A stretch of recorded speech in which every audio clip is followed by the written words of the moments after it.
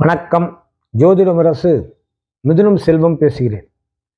ஐப்பசி மாத கிரக ராசி பலன்கள்.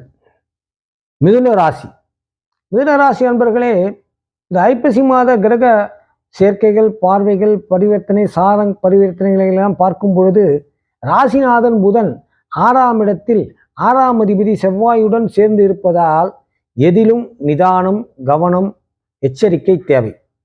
புதன் சுகஸ்தானாதிபதியாக இருப்பதால் உடல் ஆரோக்கியம் பாதிக்கப்பட வாய்ப்புள்ளது. முடிந்தவரை அலைச்சல், வெளியூர் பயணங்கள் வேண்டாம். பெண்களுக்கு வயிறு, குடல், கர்ப்பப்பை, மாதவிடாய் கோளாறுகள் வந்து போகும். தாயார் மூலம் மருத்துவ செலவுகள் உண்டாகும். வீட்டு உரிமையாளருக்கும் வாடகைதாரருக்கும் இடையே சில கருத்து வேறுபாடுகள் வரலாம். கேது 3இல் இருப்பதால் நீண்ட நாட்களாக தடைபட்டு வந்த குலதெய்வ வழிபாட்டை மன நிறைவுடன் செய்து முடிப்பீர்கள். சகோதர உறவுகளிடையே இருந்த மனக்கசப்புகள் நீங்கும். நல்ல மாற்றங்கள் உண்டாகும்.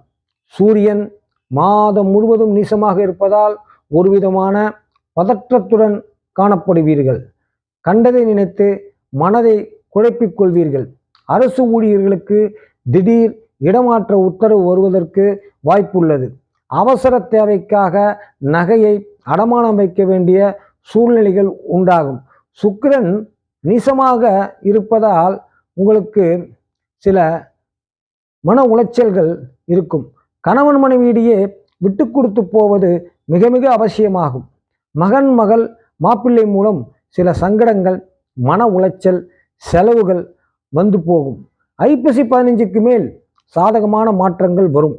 செவ்வாய் பலமாக இருப்பதால் சொத்து சம்பந்தமான விஷயங்களில் உங்களுக்கு வெற்றி கிடைக்கும். குரு சஞ்சாரம் காரணமாக குழந்தை பாக்கியம் எதிர்பார்த்தவர்களுக்கு இனிக்கும் செய்தி உண்டு. மகன் திருமண விஷயமாக நல்ல இடத்து சம்பந்தம் அமையும். அதனால் குடும்பத்தில் குதூகலமான மனநிலை இருக்கும். தசாபுக்தி சுபமாக இருப்பவர்களுக்கு புதிய பிளாட்டில் கிரகப்பிரவேசம் செய்யும் யோகம் உள்ளது. சனி அமைப்பு காரணமாக அலைச்சல், வீண் செலவுகள் இருக்கும். நண்பர்களிடம் கருத்து வேறுபாடுகள் வந்து போகும்.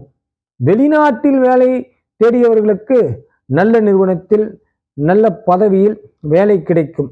அதனால் மனபாரம் நீங்கி மகிழ்ச்சி அடைவீர்கள்.